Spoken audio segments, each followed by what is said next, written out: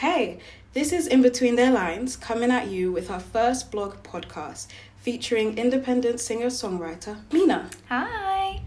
Who published a blog earlier today on our website.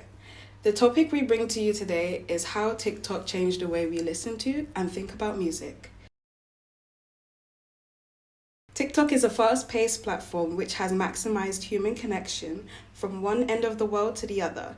It is a great space for emerging and existing artists to grow their personal brand and artistry. However, as the app advances, the audience's attention span shortens and music becomes bite-sized. It causes a lack of appreciation for songwriting and creativity and boosts passing trends and humorous content.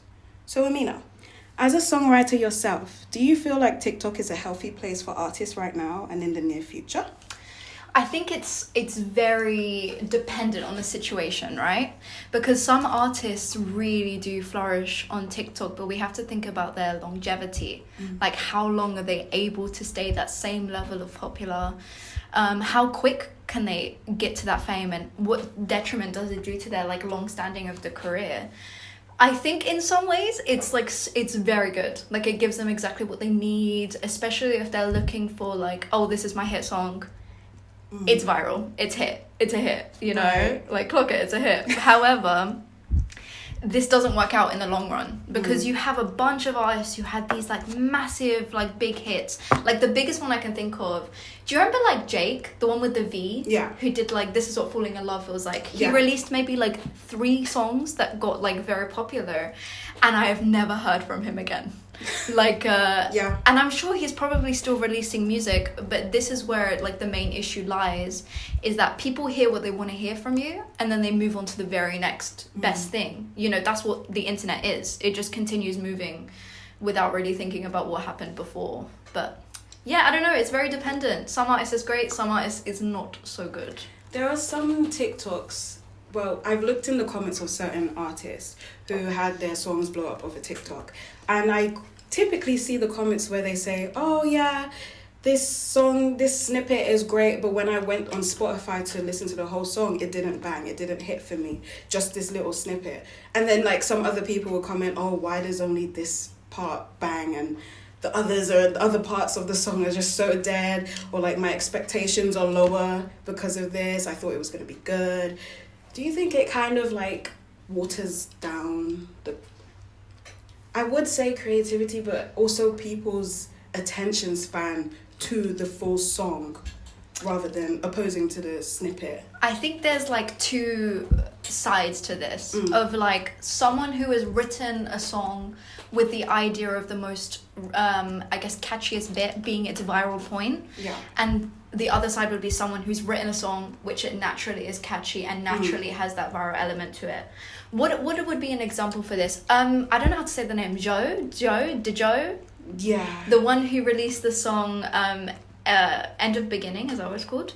Their whole song is fantastic, but people took the bridge and that reached this viral point, but the rest of the song is just as good. There are other songs which don't have that same sort of quality, mainly because when they were written for the element of, this is going to be a TikTok song. Yeah. And that's where it gets and I hate to use the word authentic, because authentic actually doesn't really mean anything. It's just a catchphrase that people love to use when they're talking about their own music, because authenticity isn't real. Authenticity is just something that sort of happens, you know, because every artist is influenced by something else. And it doesn't make it less authentic, or it doesn't make it more authentic if, all your music is completely your own. But when we're looking at, from TikTok standpoint, we're talking about commerciality, the commercial element of it. Is it written almost like back in the day, radio hits were written for the radio, rather than music being written for the purpose of creation or for joy or for a different standpoint? No, I completely get that sort of idea of oh, the song isn't as good as the part that I heard, which is another really big negative setback for TikTok musicians, because you can't really build back up after that disappointment. I mean, you can release something that's fantastic after that initial disappointment, but that's always going to be at the forefront of people's minds. They'll say, oh, this track was so bad, oh, but that other stuff is so good, like, guys, don't even worry about that one, like, that's just a once, like, don't worry, listen to that other stuff, like, that other stuff is good. It sort of waters it down. And that's not me saying every song has to be perfect, complete, and like your hit and da da da da. But when you create a sort of idea of like, oh, my song is fantastic because it was reused like 500 times in different TikToks and people are using it as their sound bites, da da da da, it just gets very like techie. But hey, listen, create music how you want to create it. If you have a purpose for it, then that's fantastic. But it really just is, you have to be careful about how you're marketing yourself in terms of your song as a quote-unquote viral hit. It can be quite dangerous for artists who are trying to be original, because as other people are seeing how songs blow up and you can get overnight internet fame, they might just want to quickly jump in the studio and just release a little snippet or a little chorus that would try to be a loop and all that. I feel like in those circumstances, it will very much dilute the meaning of being a musician, an artist, a singer, a songwriter. Well, it leads me into the next question. Do you believe that as a songwriter, you have to have at least one hit in your catalogue? Okay. No. Okay. Because I feel like, at least when I'm writing music, each song has a different purpose or a different meaning. And I'm not saying this to be like some big-headed like, oh, I'm an indie singer-songwriter. Like, it's more of just like, when I'm writing my own stuff, they each have their own beginnings and what they mean to me. There's songs I like better than others, but that doesn't mean that other people would like them more. In fact, I found the songs that I love to sing and perform, other people like the other ones so much better, which is so confusing to me, because it's like, do you hear what I'm hearing right now? Like, are we listening to the same music? But it's great if you do have like a core song that people know and like people always come back to. Like, it's good, but it's not sustainable. You want your whole discography to be at least, you know, leaning on like a similar level of quality or a similar level of like hype. Yeah. Because that just leads to them liking the whole album, rather than just, there's a singular song that's my favorite and I don't listen to the rest of it. It doesn't stand up over time. Do you think you would ever be signed? See, this is actually a question I've asked myself a bunch of times, because during my time at uni and completing my degree, I had a couple of tutors tell me like, oh, you should send stuff to recording labels and see what happens. But I don't know what that would do for me in the long run. Like, I feel like it could be great. I sign with a label and I create music, but in turn, it's going to be basically the same thing as if I just record it and release it myself. The only difference is I would maybe get money to help me fund that, but it would be sort of like a debt that I have to pay back, which is another huge fear. I don't want to have someone else own something that is mine. Like, that's my biggest fear. That's why I'm not like leaning on to becoming someone more commercial, or someone who's releasing music every so often just because I can. It's more of just, I write things because they give me joy. If a talent agency finds me, I will be like, maybe let me see the contract first. But I don't know, I would love it in another universe maybe. Right now, I don't know if that's where I want to go for myself. Me neither, to be honest. I feel like I'm gonna stay independent unless there's like a great deal that offers me creative freedom. Exactly. As long as I have ownership over myself. Yeah. Because I think this is why people love the indie recording labels much more. Yeah. There's obviously setbacks to it because they don't have as much money. Like, let's say like in a dream universe you get signed to Sony or something crazy like that, right? You are obviously having setbacks from both. The first one being indie labels have less money, less reach. They don't have as many pots to draw from. Yeah. However, bigger labels are like eagles or like pigeons. They will eat the fuck out of you if they get the opportunity to do so. So it's more of just, I guess you have to just understand what you want to do with your music and your life before you start dreaming of being signed and stuff like that. Right. So currently, being an artist, dibble-dabbling, TikTok, Instagram, how do you feel about having to be your own manager and your own label, essentially? The lucky thing with me is that I don't take it too seriously. I post every now and then, usually at the prompt of friends, actually, because, again, I have my own job, I have my own career outside of making and recording music. in the beginning, I found it very annoying. Mainly because I wasn't a TikTok user in the first place. So I had to like relearn the platform and figure out how the algorithm works. And even now to this day, I still don't understand how it works. I'm more of just figuring out how stuff is going and just releasing stuff and seeing what gets more views or what gets more likes or what more people relate to. But even then, even if I try to recreate it, I'm not getting the same results as I would have. So it's so strange. It really just is like a stroke of luck type of situation. If you get picked up, if people want to watch you, if people see what you're doing. However, let's say I was doing this full time. I'm gonna be real, I would hire someone to do it for me. I'm not doing it myself. I have too many things to do in my life. Right. Rather than edit, record, and watch over my TikToks. Nope. I'm hiring someone immediately. If I have the money, I just can't do it. Mainly because like I have like this little belief that if I have the money and someone else can do it for me, I'm gonna be paying someone else to do it for me because I don't want to have to like deal with it. And maybe that like leads it away from like, oh, like this is my TikTok account, but I don't care. The music I write is what is the drawing point. It's not about how well the text sits in my videos. Even though I try really hard to get it even, it's actually quite difficult. Actually, I kind of hate it, but. For me, I'm more of like a control freak. So I need to know everything that is being published. I need to make sure it's like the right representation of what I'm saying. Yeah. I kind of, at the beginning of my career, I kind of wished that I could have done a Cleo Soul, where she didn't do many music videos or anything. She would just put out the audio picture. Enjoy. Yeah. I kind of want to do that, but the thing is like growing, the algorithm is forever changing. It's never still. You won't get anywhere like how Cleo got somewhere back then. But this is where it leads back into the longevity idea. Yeah. She had a backing. She was performing. She was writing music. She was getting it seen by people. She was in a very good like niche of music to begin with, you know. People love that soulful, that sort of like slight R&B leading, more neo soul. Like people love music like that because it's so easy and interesting to listen to. Like I'm a huge Cleo Soul fan. I love her with my whole soul. If you see my TikTok, I released a cover. Go watch it. Go give it a like. Go ahead. Sieemss.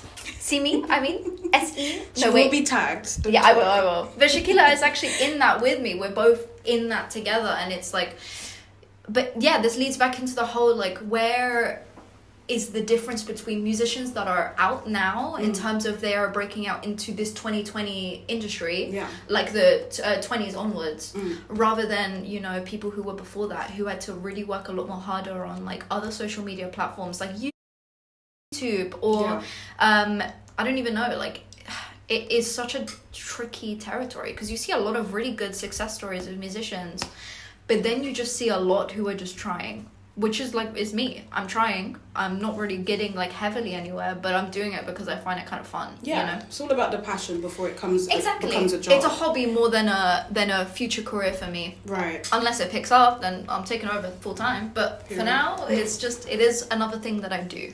I've been thinking for emerging or people who want to start their careers in music, so they see people like Cleo and Amy performing open mics and all of that stuff. Do you think that scene is dying out and that all the industry labels are more looking on social media rather than turning up at the jazz events? Or so it's half and half.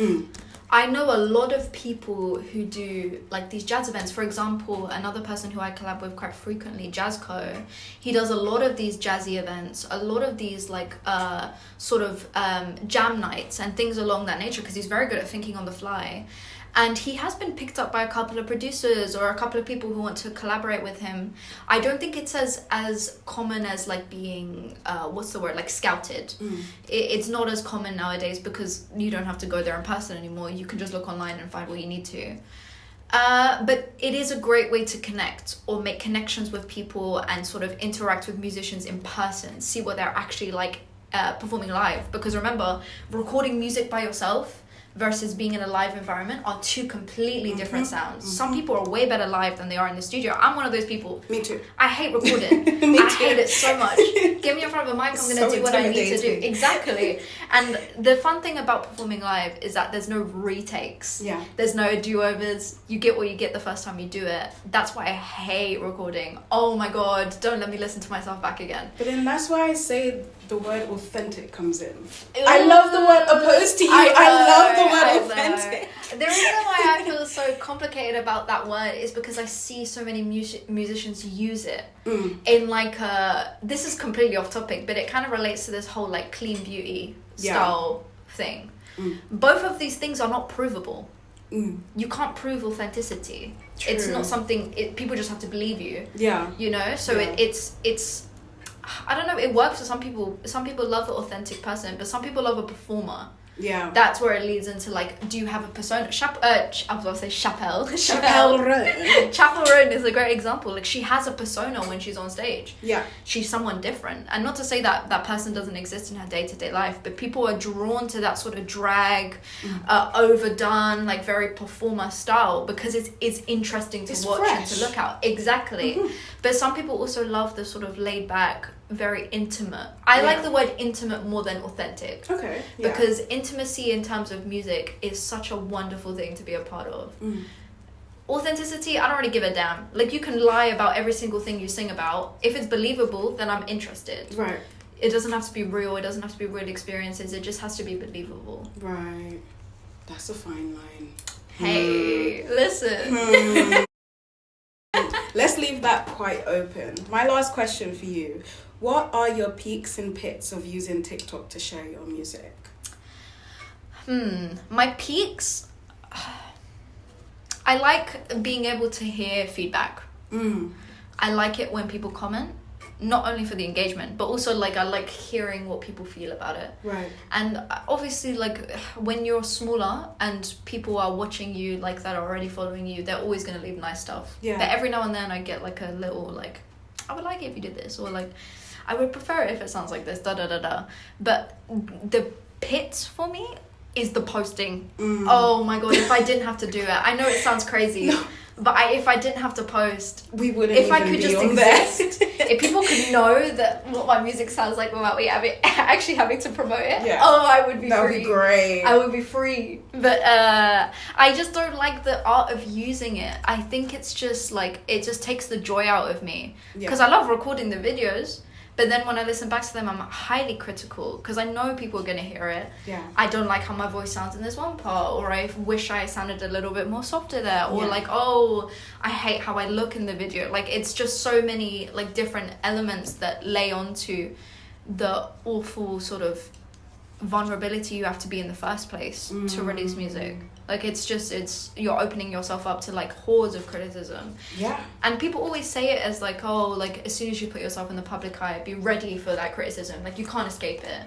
But it's never nice to think about either. Of course not. So you can't be prepared for it either. Exactly. You never know what they're gonna say. My pit is the fact that I worked so hard on like editing a video or creating this little snippet of a video and post it and then it's low. However, I see people do stupid, like somebody will jump from one cliff to the other cliff, millions of views. And I'm like, are you kidding me? Yeah. I'm literally pouring my heart out. Some people resonate with it.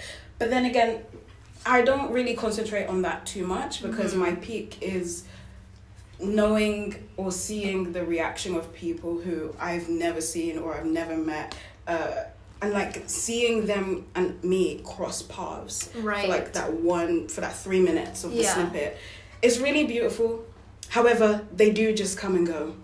They don't. You can't retain them. Yeah, unless you already build up that following. That takes time. It's so difficult. It really does take time, and I don't know. I always talk about this that TikTok is best for views. Yeah. Instagram is best for retention. So true. To retain those like followers or like to keep it sort of continuous, TikTok is fleeting. And not to say Instagram isn't either, but the act of posting or the act of having these followers is like a completely different ballpark. For sure. And even though they're very similar content platforms, the algorithms are different. the energy is different, the vibes are different, how quickly people move on from things are completely different. Yeah. So yeah, I don't know. I guess like what would people think to themselves when they, because we're gonna have musicians listening to this, or people who create content for TikTok. It doesn't have to be music based, but like any form of arts. How do they feel about this sort of very fleeting, continuous vibe? Yeah. It's kind of exhausting to actually have to deal with, to be honest. Every single day. Yeah, because like you want people to have like recognition of your work, your hard work that you put in. Like, I'm not gonna lie, it's easy for me to write songs, but it's hard for me to share them. Yeah. So that's where it gets into the sort of like difficult territory of how much am I giving to get nothing back? But how much of this do I deserve? You know, this is where it's like, I don't deserve anything. The world does not have to give me anything, not really. If I put my stuff out and people choose to relate to it, then that's fantastic. Yeah. But no one owes me anything, but that's also awful. Of course, yeah. You want to be seen. You want to be recognized. You want to have... wouldn't? Exactly. Right? But it's, I guess, having some realism about it. Like, reach for the stars, dream as much as you want to, but understand that it takes time, it takes dedication, it takes energy. I'm not ready to put that in myself just yet, but I'm going to continue working at it until I get to where I need to be. But yeah. This was a very insightful topic to explore with you, Mina. And thank you for listening all the way through, guys. If you are an emerging talent yourself, comment below your experiences when navigating the music industry. If you want to hear what Mina has to say further on this topic, then head over to inbetweentheirlines.com to catch up on her latest blog, How TikTok Changed the Way I Listen to and Think About Music.